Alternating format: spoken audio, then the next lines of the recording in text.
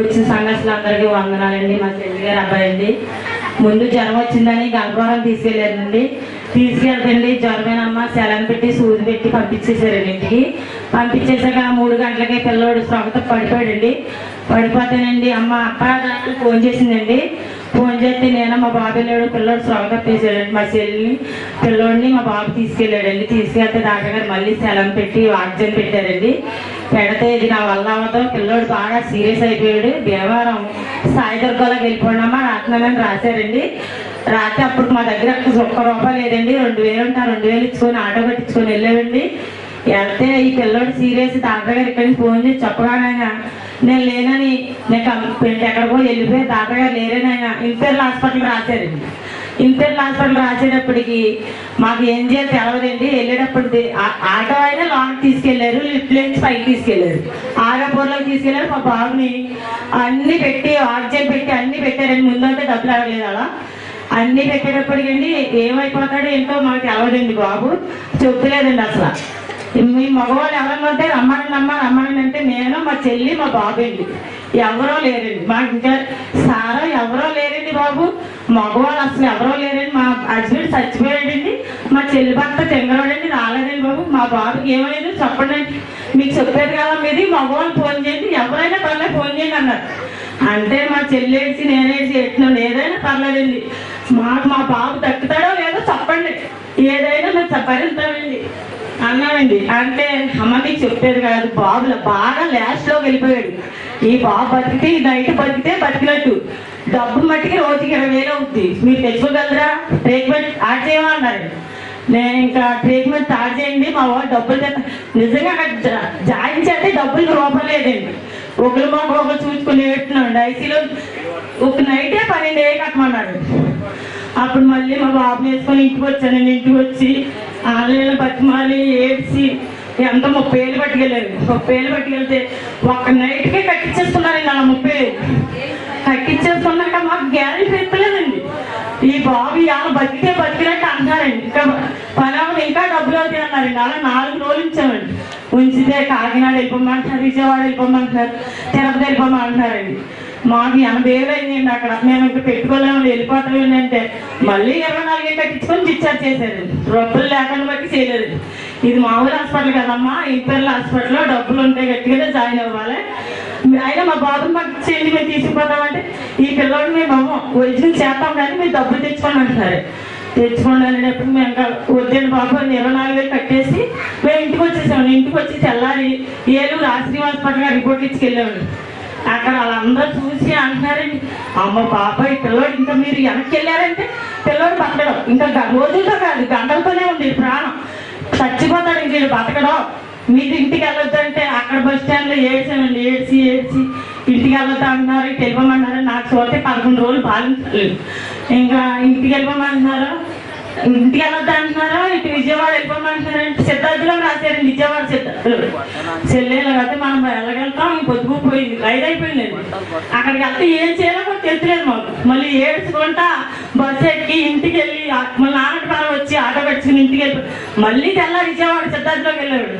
విజయవాడ సిద్ధార్థులో వెళ్తే అమ్మ పిల్లడు బాగా లాస్ట్కి వచ్చేసాడు, ఈ ప్రాణం నిమిషాలతోనే ఉంది గంటలతో కాదు అని విజయవాడ పిల్లల డాక్టర్ సిద్ధార్థ డాక్టర్ గారు మాకు ఆటో కట్టించి మళ్ళీ మీరు విజయవాడ ధర్మ హాస్పిటల్కి వెళ్ళిపోండి అమ్మా అన్నారు.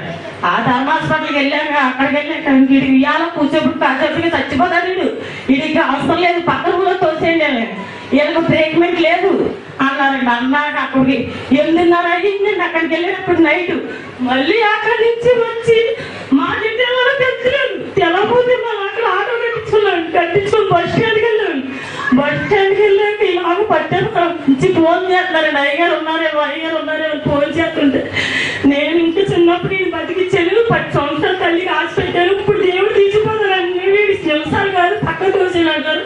మా చెల్లె మనం ఈ నైట్ ఉంటే పిల్లలు చంపేస్తారు, వెళ్ళిపోతాం, ఉన్నంత కాలంలో ఉంటాం, మన దగ్గర తీసుకొచ్చేసారు. విజయవాడ నుంచి ఏలూరు వచ్చేటప్పుడు 8 అయిపోయిందండి. 8:30 నుంచి మళ్ళీ బస్సు ఎక్కడ టైగర్ దగ్గర వచ్చారు 9 అయిందండి.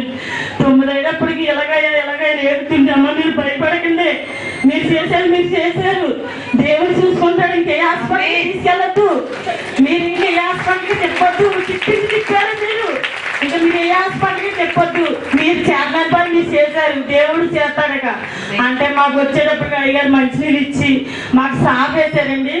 నేను ఇంకప్పటికే అనుకున్నాను, నిన్న హాస్పిటల్ తిరిగాం, ఇక్కడ అయ్యగారి దగ్గర తీసుకొచ్చావు, వీడు బతుకుతాడంటావా, నా చెల్లెలికి కొడుకుంటాడంటావా, ఆడే పిచ్చోడు ఆ పిచ్చోడు కూడా ఉంచడంటాడు దేవుడు. మాకి పాపం చేసి అన్ని మాకే తిప్పలి అని ఏడ్చుకుంటా మా చెల్లి అక్కడ ఆ బస్ దిగ్గారండి, ఎవరో తీసుకొచ్చారు అగ్గించోళ్ళ కాడికి వెళ్ళాలంటే వచ్చేసి ఇదేంటి దీనికి తెలిసిన చర్చి మళ్ళీ వెళ్ళిపోయింది, నేను ఎలాగెళ్ళాలి, నాకని తిట్టుకుంటా వస్తున్నానండి.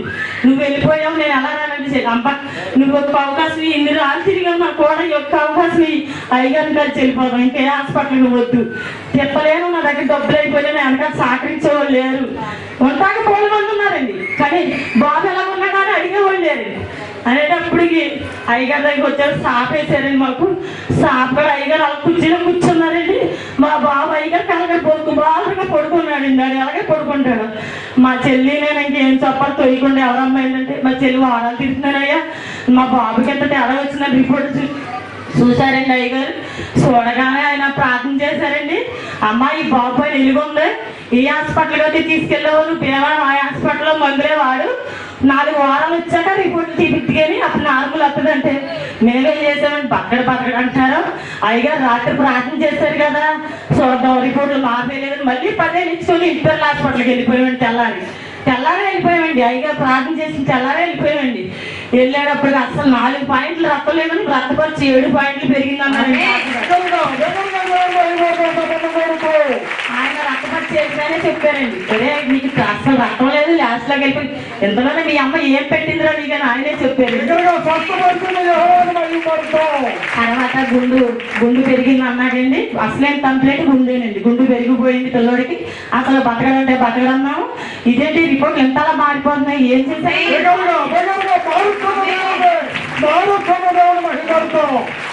ఈ 3 రోజుల్లో మీ బాబు ఏం చేశారమ్మా, ఏం పెట్టారమ్మా మీ బాబుకి, ఏమీ లేదండి. మేము పాస్టర్ గారి దగ్గర తీసుకెళ్ళాం, మాకు ప్రార్థన చేశారండి అయ్యగారు, ఇంకా అంతేనండి. మీ రిపోర్ట్లు మొన్నగా తీసిన వాళ్ళు కూడా తీసుకుంటారండి, 3 రోజులు తీసుకొచ్చేసి రిపోర్ట్లు అంటే చచ్చిపోతానన్న వాడు ఎలా బతికితాడు మీకు అంటున్నారండి. వాళ్ళు అంటుంటే కాకినాడ వెళ్ళమంటున్నాం కదా, వెళ్ళకుండా మా హాస్పిటల్ చుట్టూ తిరుగుతున్నారండి, మీకు ఎంత డబ్బులు ఎంత అయినా ఖర్చు అయిపోయినా పర్లేదని అత్తమాన రిపోర్ట్లు అంటున్నారని తీసిన వాళ్ళు కూడా తిరుగుతున్నారు. ఈ ఒక్క పట్టి తీపించండి బాబా, ఈ ఒక్క పట్టి తీస్తే ఏమవుతుందో అది తర్వాత మేము ఎక్కడికి వెళ్తే అక్కడికి వెళ్తామన్నామండి. అన్నాకండి ఆ రిపోర్ట్లు గుండె స్కానింగ్ తీసారండి, నార్మల్ వచ్చిందండి.